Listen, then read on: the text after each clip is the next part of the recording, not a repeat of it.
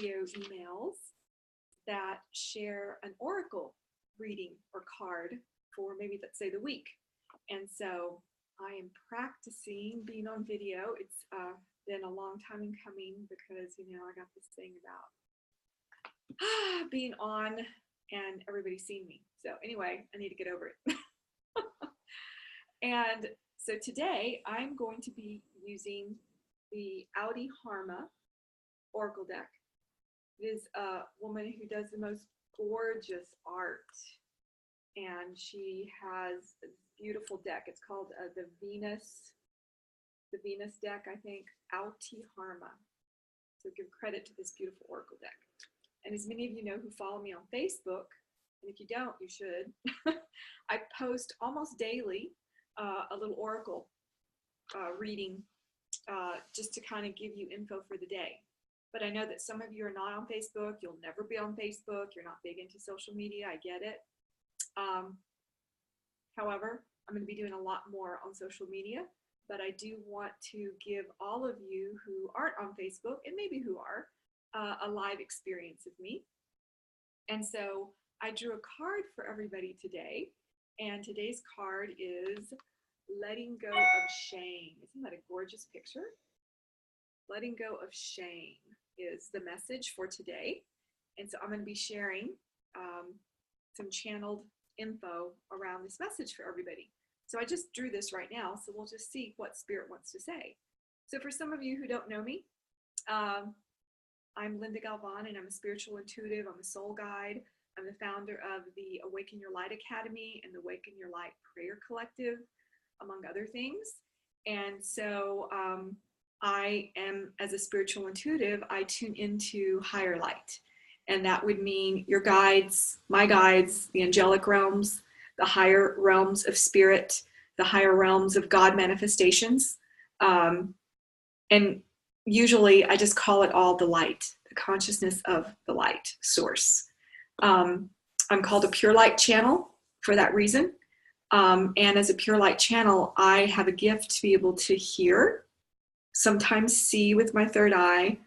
I have a claircognizant gift of just, I know things. And I've had that gift since I was a child. I've had the auditory gift since I was a child. I didn't know what that was. I thought it was just a normal thing. Everybody just heard and knew things. I learned as an adult, oh, not everybody does that. And I also have clairsentience. I can sense or feel things. And so I use these, what I consider sacred gifts, to be able to assist people and help them. And so what I do is I tune into whatever the message is for a person, or for, in this case, all of you. And this seems to be the theme right now, is letting go of shame. And so what we're going to do right now is I'm just going to tune into the energy of whoever is probably watching this video, either now or in the future, because there is no such thing as time. Actually, there's no boundaries of time when it comes to tuning into the energy of the knowing, the energy of that which already is. So no, I don't prophecy, things like that. I have an opinion about that there's no such thing, actually, that what we do is we read what's already being created in the field. And the thing is a lot of stuff gets created in the field by our thought processes, sometimes unconsciously, until they finally manifest. So if something manifests a year or 2 years from now that has already been in your unconscious for the past 2 or 3 years, and then all of a sudden, oh, look, it happens, and that person said it was going to happen. That wasn't really prophesying. It was just reading the energetic in the field that you've already created in some way, or that the collective has already created. So anyway, that just gives you a little bit of a brief, possibly confusing explanation of some of my gifts. But anyway, let's go to the card. So, letting go of shame. So what is the message here for everybody who is listening? Because it's no accident if you open this email and you're like, whoa, what's this about? Okay, so letting go of shame. Brene Brown, who is one of my heroes, I just love her beautiful books that she's written. One of her latest ones, Rising Strong, Daring to be, Daring Greatly, and many others. She is a researcher on shame. So she comes to mind right now as I'm holding this card. And I remember something that she said in one of her talks. She said that, there's a difference between shame and guilt. Okay, so guilt is, I did something wrong. It's a behavior, like the behavior, like I stole something from a store. It would be appropriate for you to feel guilt about stealing something. It was the behavior, okay, that created that sense of guilt. Okay, shame, on the other hand, is I'm wrong. There's something wrong with me. I'm the bad one. I'm the one that needs to go hide in a corner or under a rug. That's how shame is. It's one of the lowest frequencies that we can hold in our hearts, in our bodies, in our energy. And it affects our lives. So if we walk around feeling ashamed, either of who we are, our identity, ashamed about some past event or events, ashamed about something that occurred, it's because somewhere you're saying you were wrong. The being that you are is just wrong. The being that you are is unworthy. The actual life that you emanate is wrong. That's shame. Shame is one huge lie. So the message to let go of shame, yes. To let go of shame is to gain back your life. To let go of shame actually assists you to let the light back in. And one thing that Brene Brown says is you have to shine the light on the things that you feel shame about. You have to put light on them. Because when you put light on something, it comes out of the dark.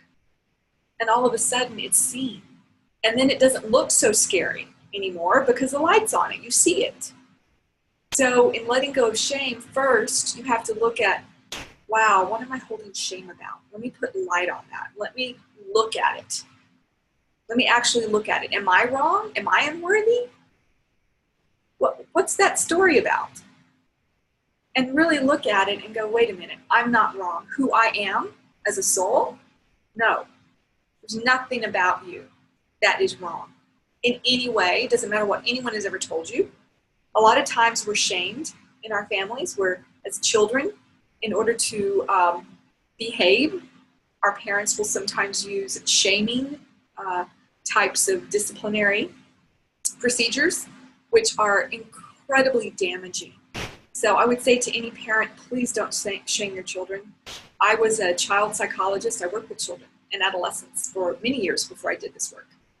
And I can tell you, it has an impact throughout a person's life into adulthood. So no shaming children. Please don't do it. It does hurt. It does hurt people. It creates an impact. So if you were ever shamed in school, I remember moments when a teacher shamed me. I remember in math, first grade, I was horribly shamed in class because for some reason I couldn't get the idea of addition. I don't know, just couldn't get it. And the teacher shamed me in front of the whole class. So from that point forward, I had math anxiety. And to this day, I have math anxiety. I probably would have been a pretty good math person had that one incident not affected my ability to believe I could do math. So that shame made me feel like minuscule, like I was the most biggest idiot in the world that I couldn't add 1 and 1. Because for some reason, the way she was explaining it, I just didn't get it. That's just what it was. But as a child, I didn't know that. I thought I was an absolute idiot based on the way she was shaming me. So we've had shaming moments as children with our parents, with teachers, in the adult world, from maybe our employer, a boss, a spouse. There's all kinds of ways we have been shamed. And it's time to put the light on the truth. You know, was I an absolute idiot in first grade that I didn't get addition when it was first taught? No, but that was a perception I had. I felt a huge shame about it.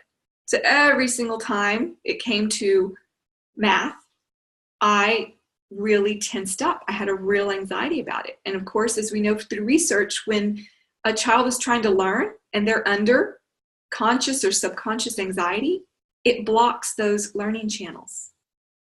That's another thing. I was a specialist in learning. I have a lot of interesting backgrounds. And so the thing is that it actually blocks your ability to take in new information and learn when you keep holding that shame. So there's a shame block there, was what I would call it. And that keeps you from exhibiting the full light of who you are. So I could have exhibited the full light of my genius in math had I not held on to that one moment in time. But you're a child. How do you know to let go of that? So as an adult, you can look back on those moments where you were shamed and you can go, let me look at the truth of this. Let me love, in this case, the little first grader in me that, for whatever reason, was afraid of that teacher and wasn't letting in what she was attempting to teach me. And then, she, I'm sure, did not have a negative motive to harm me. I'm actually very sure of that because she was a family friend. And I know that's not what the point was. She thought that if she kind of exaggerated this situation, I would get it. But that wasn't how I took it. So by looking at that and realizing, oh, I see that. Okay, can I let that go? Can I let go of this idea that I'm an idiot with math? Can I let go of that shame around that? And you just have to sit there with it and let the feeling of that moment come up.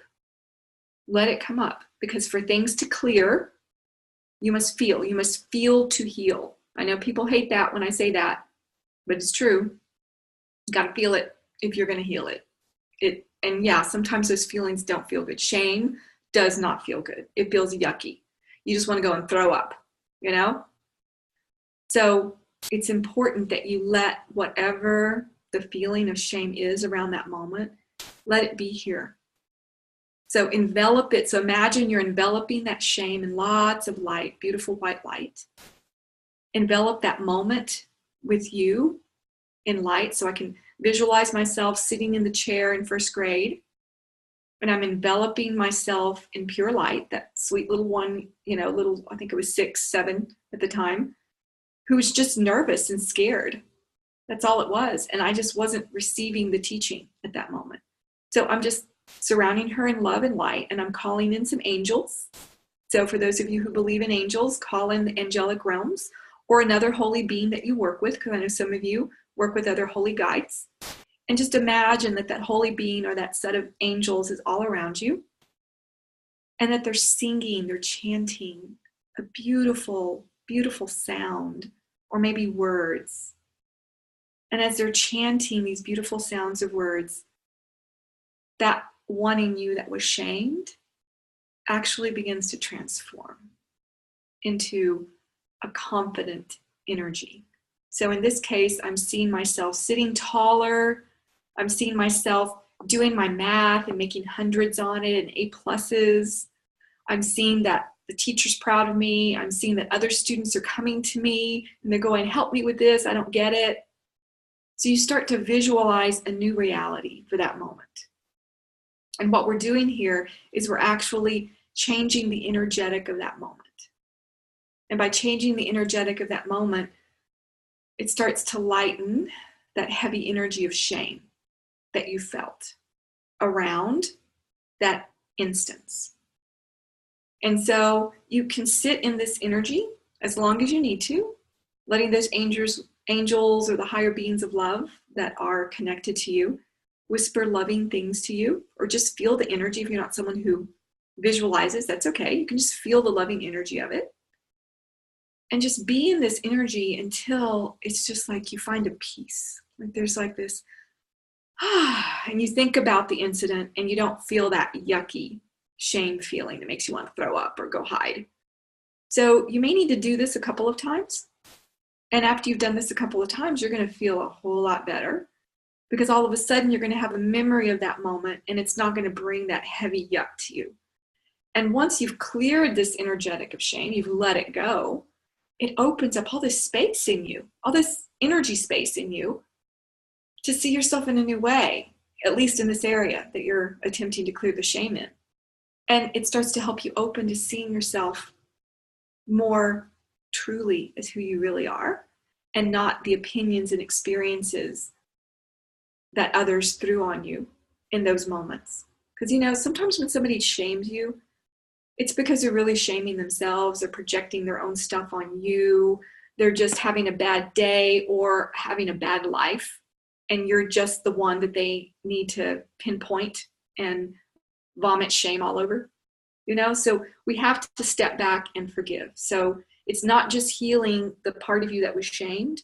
It's about forgiving the person who shamed you or the situation that you felt shamed by. It's about forgiving everyone in that situation so that you're like, okay, you're free. I know that that particular teacher did not have an intentional idea to harm me. I know that. In fact, I don't even think she's now passed, but I know that, you know, had she known that it caused a lifetime of anxiety around math, she would have been devastated that she had done that, because she was a teacher for, I think, 40 something years. So she loved what she did. So I know she didn't mean to harm me. And so it's for me to go back with compassion and forgive that moment, because it's just how I perceived it as a child. How else could I have perceived it? I was just a child, 6, 7. So you have to forgive those involved. You have to be willing to do that. I know that could take some time, depending on what it was that they did. So be real about it. Honor the feelings that you have. Honor the shame. Honor that it felt horrible. Honor that it was a deep hurt. Because if you don't allow yourself to feel that and acknowledge it and witness that part of you that experienced that, then you're denying a part of your experience. Once you've honored it, witnessed it, acknowledged it, then you can do something about it. Then you can clear it. Then you can release it. Then you can forgive and hold yourself and the people involved in compassion. Because that's what we're called to do right now. Holding ourselves and others in compassion. Because if you haven't noticed, these first couple of months of 2018 have been pretty tough. I'm like thinking, wow, it's been a hard year. And it's only February the 8th. I'm like, whoo, I hope things shift. And I know they will. They're in process. Okay, we're coming out of the first year of the 9-year cycle. We're in year 2 of this 9-year cycle. And there's a lot of stuff we got to clear and get rid of. So I hope this video really supported you and helped you in some way. And if it did, I would love for you to comment. I'm going to try to figure out how to do comments. I might post this on Facebook. I might, I don't know, figure out how to do that. Or send me an email and say, wow, Linda, that really helped me. I really want to know if these videos are something that I need to keep doing, or I just need to stop now and not waste my time. So be truthful with me. Anyway, blessings to all of you. I hope you have a beautiful day today. And remember, your message is let go of shame. And you were given a tool today to help you with that. And if you hit a wall as you are diving into letting go of shame, and you're like, whoa, I just can't, I've tried that thing, Linda, you asked us to do, and it's still not, it's not going, it's getting worse. Then, you know, it might be time for you to call me up for a session. We could do a 30-minute session. I'm doing 30-minute sessions at least once a month. You can join my prayer collective and you get a 30-minute session every month. Or you can just call me and say, hey, Linda, I need to work on this. Now, depending on what it is, 30 minutes may not be enough, so I'm just letting you know. But if you really need some assistance in letting something go that brings up some pretty intense shame energy, that's a sign that it's a block and it's time to let the block go so that you can really live a more full and authentic life that has more joy in it. You deserve that. So anyway, blessings to everybody. Mwah! Have a wonderful week. Bye.